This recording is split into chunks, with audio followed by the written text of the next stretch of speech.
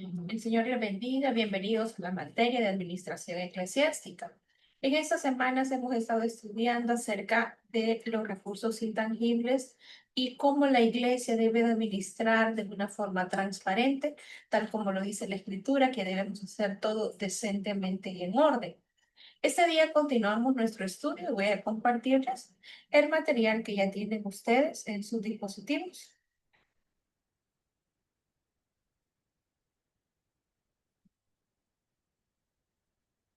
Y vamos a hablar acerca de esos recursos intangibles.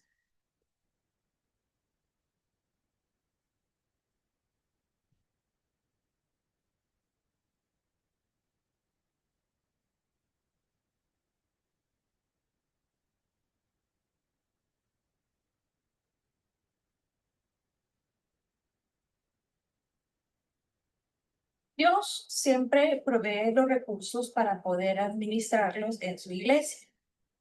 Él también provee recursos intangibles, tales como gracia.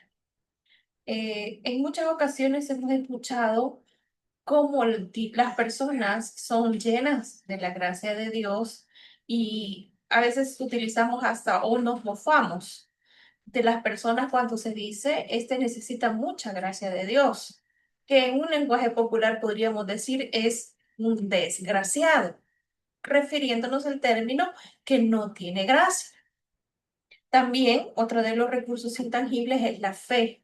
Cada uno de nosotros, la medida de fe que tenemos, es algo, es un recurso, es una provisión de parte de Dios, como el amor, como también un derroche de generosidad, como de repente usted o algún miembro de su iglesia quiere sembrar o quiere hacer algo en beneficio de una persona. Todos estos recursos intangibles Dios los ha provisto a la iglesia para que pueda llevar a cabo su función.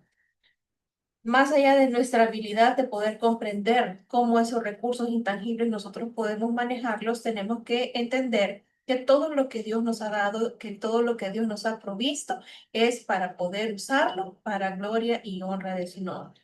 Cuando se trata de proveer recursos tangibles como facilidades, como servicio, como finanzas, Él trabaja a través de la gente, a través de las personas. Y vemos aquí actuando en cada iglesia, es la gente la que produce y es la gente la que recibe los recursos.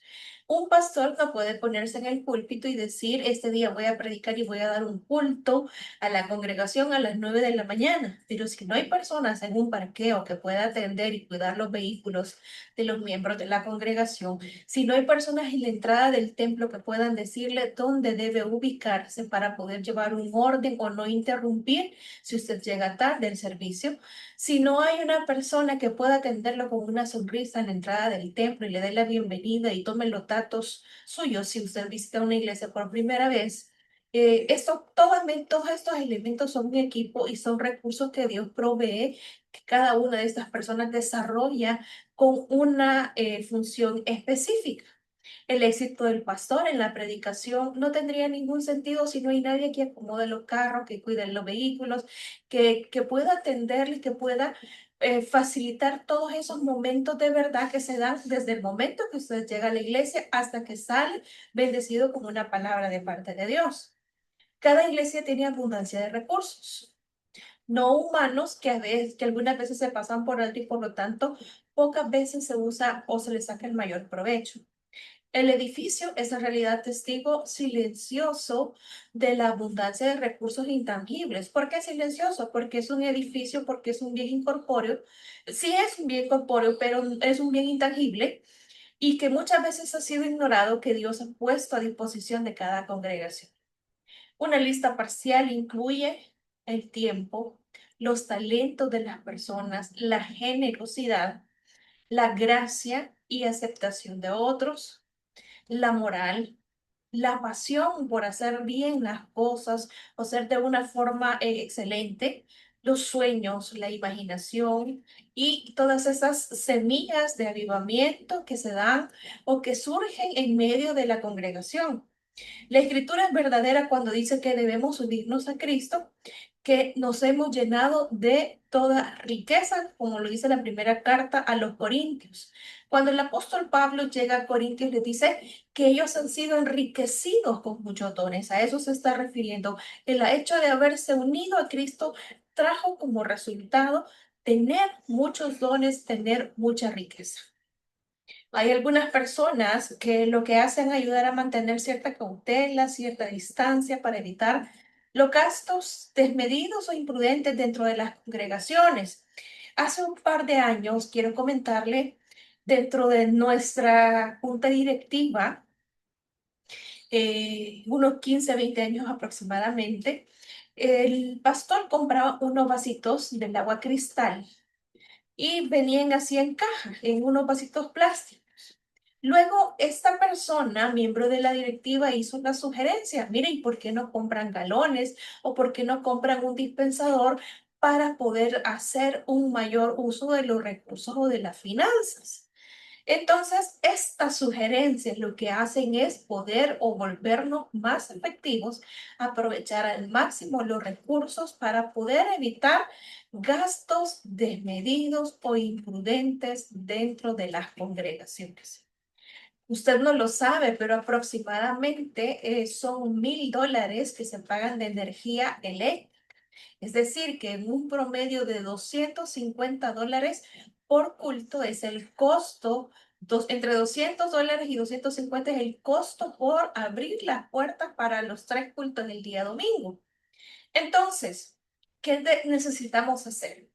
Por eso es que si usted se da cuenta, hay dentro de la iglesia un calendario de actividades, porque los ministerios lo que hacen es poder unificar actividades, poder utilizar los espacios, porque la iglesia ha sido puesta o está para eso, precisamente para servir a los ministerios, a la congregación. Pero eso no quiere decir que no va a hacerse un uso adecuado de los recursos que se están utilizando dentro de las congregaciones, como por ejemplo, no podemos tener habilitado el templo principal, que tiene una capacidad de 420 personas y que solo hayan 20.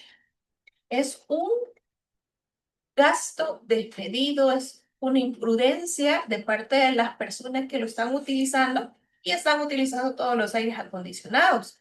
No se debe permitir que una iglesia sea gobernada por una persona que sea demasiado conservadora o demasiado estricta, en el sentido de que no, la iglesia no la ocupen, la iglesia tiene mucho gasto y no puede ser usada de ninguna manera. Algunos de ustedes, como líderes de ministerio, han hecho uso de los recursos y a veces hemos sido un poquito condescendientes y son menos de 20 personas, incluso se han facilitado los recursos para que puedan llevar a cabo sus reuniones con aire acondicionado en el templo de Dios. ¿Qué estoy tratando de decir? Que la misma escritura nos enseña que debemos hacer las cosas decentemente y en orden, pero que también es necesario implantar en las iglesias un liderazgo financiero. Si usted, como administrador de su hogar, como lo he repetido en muchas ocasiones, usted tiene asignado un presupuesto de $100 al mes para la comida, come solo hierbas, solo come montes, come sopa de mora, suponiendo que esos $100 le van a alcanzar. Si usted sabe que esos $100 son para utilizar $25 cada semana, no va a ir a comprar una cena que le cuesta 60 o $75 un día porque no quiso cocinar, porque ahí estaría gastándose lo equivalente a 3 semanas. Lo mismo se requiere en las iglesias. Hay recursos que administrar, hay fondos que administrar y por lo tanto se necesita un poquito de sensatez y sentido común para que pueda la iglesia subsistir, que pueda la iglesia tener su mantenimiento, tener la limpieza, tener la atención personalizada de los miembros, para que pueda tener su funcionamiento normal. No tendría ningún sentido que el pastor el día domingo se pare a predicar y tenga que usar toda la fuerza de su voz porque no se logró pagar la energía, por ejemplo. O de repente se le dice a los niños de DQ no vayan a los baños porque no pagamos el agua. Entonces, es una serie de aspectos que debe tomarse en cuenta usted como administrador usted como administrador, primeramente de su hogar, segundo, en el momento en que el Señor pueda o proponga administrar la iglesia, debe recordar que existe un compromiso de una persona de tener un liderazgo en el área de finanzas. Si yo me gasto más de lo que gano, estoy en problemas. Y esto no quiere decir que no podamos tener fe de creer que Dios puede hacerlo, porque sí puede hacerlo, pero también se requiere un poco de sensatez para poder administrar recursos eclesiásticos. El compromiso de una persona con Cristo se ve reflejado en sus actitudes prácticas y de mayordomía. Yo no puedo decir yo tengo un compromiso con Cristo si mis actitudes y mis prácticas son totalmente diferentes. Ando despilfarrando el dinero, llega a los primeros 10 días del mes y yo ya no tengo dinero. Yo debo mostrar mayoría. Recuérdense que la misma escritura dice que al que más se le haya confiado, más se le pedirá. Y a veces Dios no nos permite administrar más recursos porque no somos buenos administradores. Dios es nuestro proveedor, por supuesto. Nuestra gratitud nos debe motivar a nosotros a ser agradecidos y dar, no obligados por las personas, por la congregación, por el pastor, no obligados ni presionados, sino saber quién es nuestra fuente de bendición. Los líderes, así como usted y como yo, debemos dar el ejemplo que nos desafíe a nosotros a ser generosos con la congregación, con las personas que tenemos cerca, para que podamos continuar recibiendo bendición. También existen algunos factores que influyen a la congregación en dar, y esto es cuando usted ve que en la iglesia son bien administrados los fondos, ese correcto manejo de las finanzas puede motivarlo a usted a dar. Usted no va a llegar a una agencia, a un lugar donde no sienta confianza, no sienta la seguridad de que las cosas se están administrando de una forma correcta. También el hecho de compartir información, de estar informando, eso puede darle seguridad también para una congregación. Los recursos financieros son para ser utilizados, por supuesto. El dinero no ha sido puesto para tenerlo bajo el colchón, bajo la cama, porque no lo dice así la ley del dinero. La ley del dinero, para que pueda ser una moneda, más bien la definición de una moneda debe cumplir ciertos requisitos y es tener circulación. El plan de Dios es que los recursos que Él provee sean utilizados para edificar su reino, que sean utilizados para promover esos valores del reino. Si nosotros recordamos el pasaje de Mateo 25, del 14 al 30, ese relato de mayordomía fiel, nos recuerda a usted y a mí que los bienes terrenales son para ser utilizados. ¿Por qué? Porque esos talentos, porque esos dones que entregó, no los tenemos que enterrar, tenemos que multiplicarlos, tenemos que hacer o darle uso. Los edificios y su contenido también representan la mayor inversión financiera de la iglesia y deben ser utilizados de manera efectiva. ¿En qué sentido estoy hablando que estos recursos de la iglesia deben ser utilizados de manera efectiva? Fíjese que si la iglesia fuera, o dijéramos, como el templo solo se utiliza el día domingo, podría decir alguien, si usted fuera el administrador o el pastor de esta iglesia, podría decir, bueno, lo puedo alquilar el salón el día viernes y podemos hacer un culto bailable o podemos hacer una discoteca cristiana y estoy sacándole provecho para poder pagar la energía. Debemos de tener cuidado porque los edificios y su contenido es la inversión que es mayor representada y estos deben utilizarse de manera efectiva. Si yo utilizo el templo para tener lucros personales, no lo estoy utilizando de manera efectiva. Yo lo que tengo que es buscar, mi finalidad es proporcionar los mayores rendimientos posibles para el ministerio de la iglesia, como por ejemplo una reunión de oración, como una reunión en la cual las personas puedan venir a buscar el rostro de Dios. Las propiedades no deben ser vistas como un monumento. Los edificios de la iglesia son una encomienda que le ha sido dado por Dios.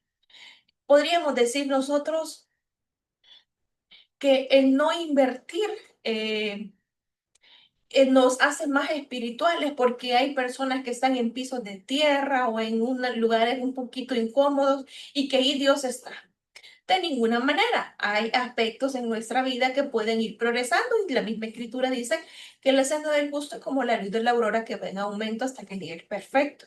Tampoco los templos con mayor lujo es donde está la presencia de Dios, porque algunos pueden tener mucho lujo, mucha apariencia, pero Dios no está presente. Entonces, es necesario tener un equilibrio en estos aspectos y tener el cuidado y recordar que los edificios representan la mayor inversión financiera de una iglesia y que éstas deben ser utilizadas de manera efectiva. También los edificios de la iglesia son una encomienda que le ha sido dada por Dios. Se debe planificar múltiples usos y horarios de modo que más personas puedan ser alcanzadas por un mayor número de ministerios. En nuestra iglesia existe un calendario en el cual cada 15 días se reúnen ciertos grupos de jóvenes para poder alcanzar a todas las edades y para poder tener un mayor alcance de la congregación y que estos jóvenes sean edificados. Lo mismo sucede con los matrimonios. Hay diversos grupos de matrimonios en los cuales se reúnen cada cierto tiempo para poder darle seguimiento y discipulado a esos matrimonios que tienen entre 1 y 10 años y los que tienen más de 10 años de matrimonio. Es con el propósito de poder continuar el discipulado, continuar y poder formar esas parejas que puedan ser testimonio a un mundo en el cual no se promueven estos valores, sino por el contrario, son experiencias, son noticias que nosotros nos damos cuenta cada instante de cómo personas destruyen sus hogares por falta de valores, por falta de visión y sobre todo por falta de temor a Dios. Se deben planificar múltiples horarios de modo que más personas puedan ser alcanzadas por un mayor número de ministerios. Las instalaciones de la iglesia existen para ser utilizadas como una herramienta para el ministerio. Las iglesias no están creadas para ser lugares de acopio, para tener un puesto de un partido político, para promover valores que no son del reino. Las instalaciones de la iglesia existen para ser usadas como una herramienta para el ministerio, para los ministerios en los cuales pueda estar sirviendo las personas. Es importante también recordar que es necesario hacer un uso efectivo de los recursos. Con frecuencia, muchas personas o muchos recursos son utilizados en programas que contribuyen únicamente de manera superficial al propósito central de la iglesia. Fíjese que cuando estudiaba este pasaje me recordaba de un versículo en el cual dice, creo que es el apóstol Pablo cuando dice que desear como niños recién nacidos la leche espiritual no adulterada. Pareciera ser que los niños necesitan leche espiritual, pero que el alimento sólido es para los que por el uso han alcanzado madurez. Esto me recordaba de unos programas que algunos gobiernos anteriores tenían y era el vaso de leche y cómo hay personas que se conforman únicamente con el vaso de leche. Y creo que esto suple una necesidad latente, una necesidad que está presente en la población y eso es bueno. Sin embargo, es importante saber que los programas que la iglesia, los discipulados que la iglesia tenga, no deben solucionar una necesidad temporal. Sí pueden contribuir a sufragar una necesidad, pero también se debe enseñar en la congregación, debemos enseñar en los ministerios a que no sea una contribución superficial, que es importante que nosotros aprendamos valores y que estos propósitos de profundos puedan cumplirse en las iglesias. Si las prioridades no están bien establecidas, van a abundar necesidades en todos En todos los lugares hay personas con limitaciones de recursos. Jesús lo dijo, a los pobres siempre los tendréis. Entonces es importante que las prioridades estén bien establecidas, que las necesidades importantes reciban no solamente la mínima atención, mientras las actividades insignificantes son las que consumen grandes cantidades de dinero. Yo no puedo gastar los recursos. Imagínense que yo estoy al frente de una iglesia. Yo no puedo gastar todos los recursos de la iglesia en una tonada. Ah, porque estamos en agosto, porque ya pasó agosto y porque es un periodo de vacaciones. Y voy a gastar todos los recursos en darles atol a los hermanos, por poner un ejemplo. Cuando yo puedo sí llevarle atol a una persona que esté privada de libertad, porque los recursos y las condiciones de esa persona son totalmente diferentes a aquella persona que está libre. Entonces, las prioridades deben estar establecidas como necesidades importantes que reciban la mínima atención, mientras que actividades insignificantes a veces pueden consumir grandes cantidades de dinero y energía, incrementando la efectividad de los ministerios existentes. Cuando alguien organiza una actividad, yo siempre me pregunto, y siempre me hago esta pregunta y a veces lo digo, ¿en qué contribuye esto al reino de Dios? ¿En qué contribuye esto a la conversión de las almas? ¿En qué contribuye esto a que las personas puedan tener conocimiento de Dios?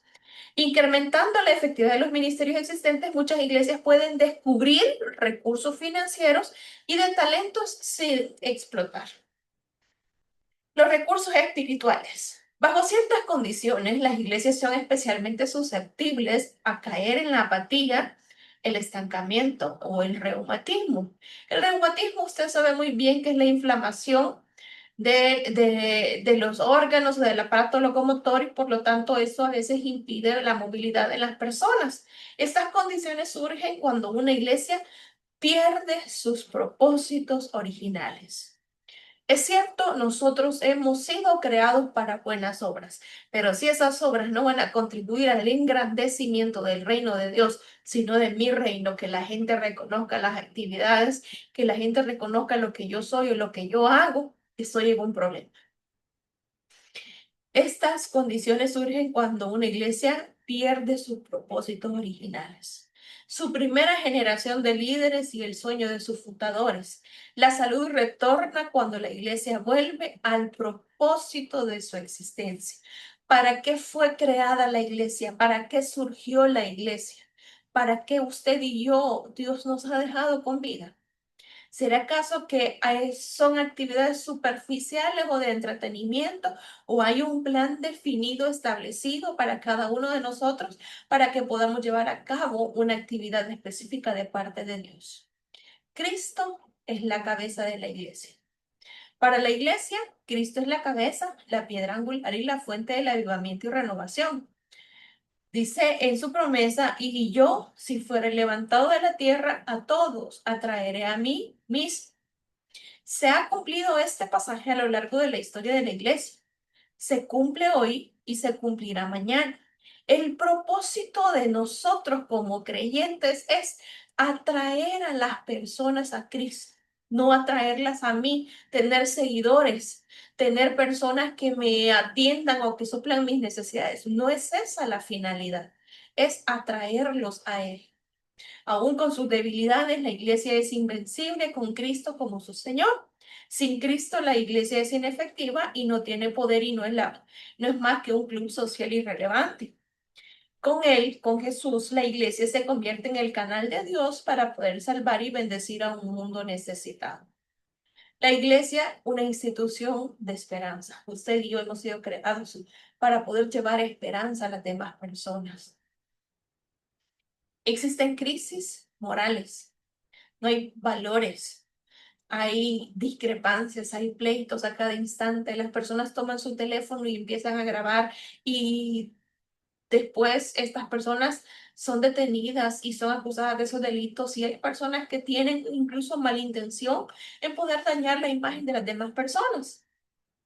Hay crisis monetaria, hay crisis espiritual, atemorizan a la gente moderna. porque nosotros probablemente los que tenemos un poquito tiempo de haber recorrido en el Evangelio, ponemos estándares, ponemos barreras muy elevadas y por eso es que mucha gente no se acerca al Señor y no dejamos que sea el Señor que nos transforme, que nos cambie. Sin embargo, más allá de las nubes de pecado y desesperación, el Evangelio construye la expectativa del sol naciente de la gracia de Dios. En un mundo de tinieblas, como dice Isaías, el pueblo que andaba en tinieblas vio gran luz. Los que moraban en tierra de sombra de muerte, luz resplandeció sobre ellos. Isaías 62 dice también, levántate y resplandece, porque ha venido tu luz y la gloria de Jehová ha nacido sobre ti. La iglesia es una institución de esperanza. Isaías habla de Dios diciendo, he aquí yo hago cosa nueva, pronto saldrá la luz. Jeremías dice, daré mi ley en su mente y la escribiré en su corazón.